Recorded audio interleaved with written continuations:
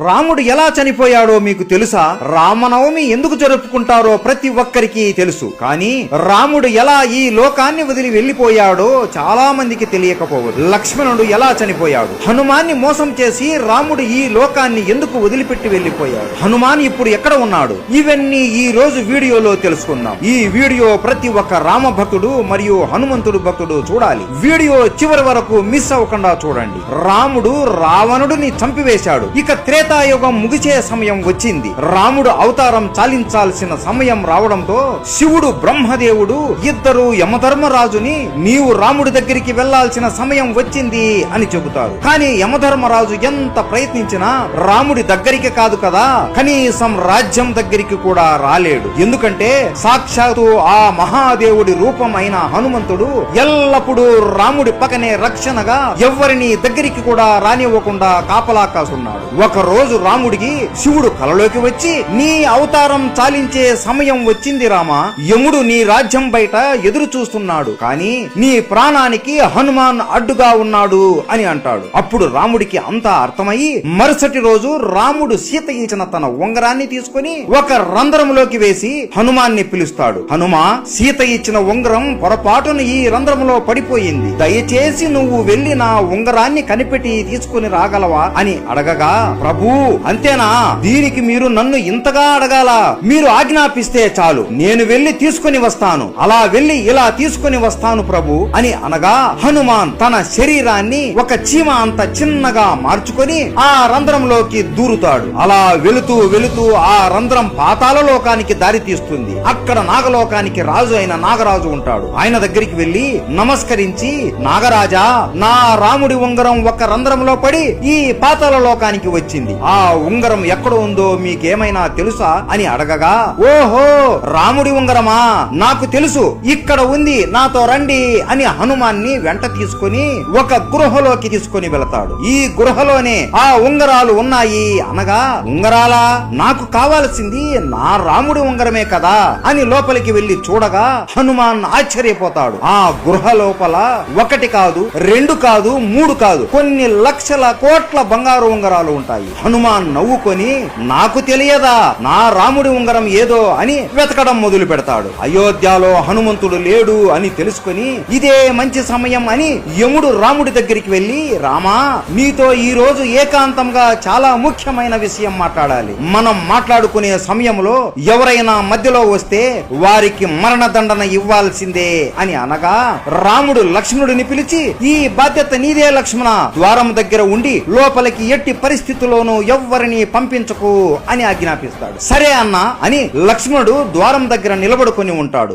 లోపల యముడు రాముడితో ఇలా అంటాడు, స్వామి, శివుడు మరియు బ్రహ్మ ఆజ్ఞ వలన నేను ఇక్కడికి వచ్చాను. మీరు ఈ రాముడి అవతారానికి ఉన్న కార్యం ముగిసింది. ఇక మీరు విష్ణు రూపంలోకి మారి వైకుంఠానికి రండి, లక్ష్మీదేవి మీ కోసం ఎదురు చూస్తూ ఉంది అని అనగా రాముడు నవ్వుతూ సరేయమా అని అంటాడు. ఆ సమయంలోనే మహాకోపిష్టి అయిన దుర్వాస మహర్షి రాముడితో మాట్లాడడానికి అక్కడికి వస్తాడు. కానీ లక్ష్మణుడు, స్వామి, ఇక్కడ రాముల వారు ఏకాంతంగా ఉండాలి అనుకుంటున్నారు, మిమ్మల్ని ఇప్పుడు లోపలికి పంపలేను అని అనగా దుర్వాస కోపంతో, నేను ఇంత దూరం నుండి రాముడితో మాట్లాడడానికి వస్తే నన్ను లోపలికి పంపకుండా అడ్డుకుంటావా?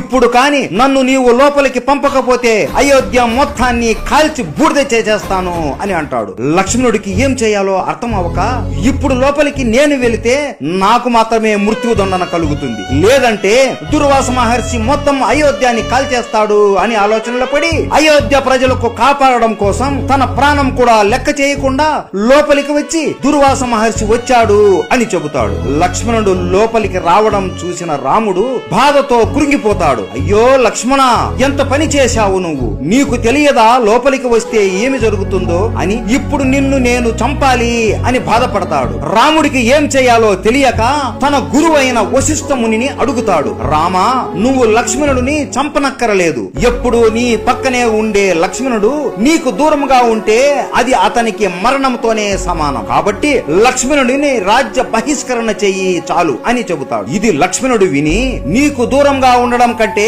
చనిపోవడమే మేలు కదా అన్నా అని సరయూ నదిలో జల సమాధి అయిపోతాడు. ఇది చూసి అతని భార్య ఊర్మిళాదేవి కూడా జల సమాధి అయిపోతుంది. ఈ రెండు మరణాలను హనుమంతును చూసి రాముడు బాధతో కురింగిపోతూ నేను కూడా జలసమాధి అయిపోవాలి అని సరియు నది తీరం దగ్గర నిలబడుకుని ఉంటాడు. ఇదే సమయంలో పాతాళ లోకంలో హనుమంతుడు ఏ ఉంగరం చూసినా నా రాముడి ఉంగరం లాగానే ఉంది అని వెతికి వెతికి అలిసిపోయి, ఓ నాగరాజా, ఏ ఉంగరం చూసినా రాముడి ఉంగరం లాగే ఉంది, అసలు ఇన్ని ఉంగరాలు ఇక్కడికి ఎలా వచ్చాయి అని అడుగుతాడు. అప్పుడు నాగరాజు ఇలా వివరిస్తాడు. త్రేతాయుగంలో విష్ణు రూపమైన రాముడు జన్మిస్తాడు. ఎప్పుడైతే ఒక బంగారు ఉంగరం పాతాళ లోకంలో పడుతుందో దాన్ని వెతుకుంటూ ఒక వానరం వస్తుంది. అప్పుడు భూమిపైన రాముడు అస్తమిస్తాడు. దాంతో త్రేతాయుగం అంతమవుతుంది. హనుమా, ఇక్కడ ఇన్ని ఉంగరాలు ఉన్నాయి అంటే ఇన్ని సార్లు రాముడు అస్తమించాడు, అన్ని త్రేతాయుగాలు ముగిశాయి అని అర్థం. జీవితం అంటే ఒక చక్రం హనుమా.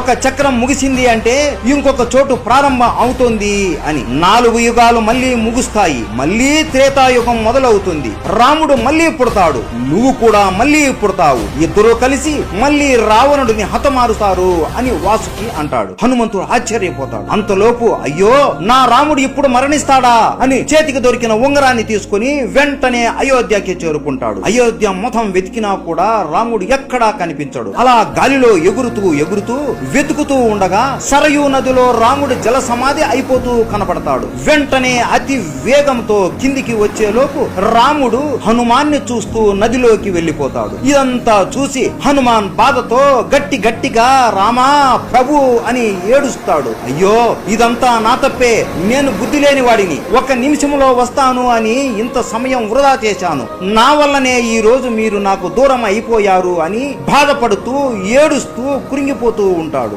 అప్పటికే రాముడు విష్ణు రూపంలోకి మారిపోయి ఉంటాడు. హనుమాన్ బాధని చూసి ప్రత్యక్షమై, హనుమా, ఇందులో నీ తప్పు ఏమీ లేదు, ఇదంతా జరగాల్సిందే, నువ్వు ఎంత చేసినా జరిగిన దానిని మార్చలేవు అని అంటాడు. ప్రభు, నేను కూడా మీతో పాటే మీ దగ్గరికి వస్తాను అని అనగా, లేదు హనుమా, నీలాంటి భక్తుడు ఈ భూమి మీద ఉండి ధర్మరక్షణ చెయ్యాలి, నువ్వు ఎప్పటికీ చిరంజీవిగా ఉండి ప్రజల్ని కాపాడుతూ ఉండు అని అంటాడు. సరే ప్రభు, మీ ఆజ్ఞ అని హనుమాన్ ఆ ఉంగరాన్ని తన వేలికి తొడుగుకొని హిమాలయాలలో రామనామాన్ని జపిస్తూ ఉంటాడు. ఇప్పటికీ కూడా మన హనుమాన్ రామనామాన్ని ఎవరు జపించినా ఆయన అనుగ్రహాన్ని మనకి ఇస్తూ మనల్ని కాపాడుతూ ఉంటాడు. ఇది రాముడు మరియు లక్ష్మణుడి మరణం వెనక ఉన్న కథ.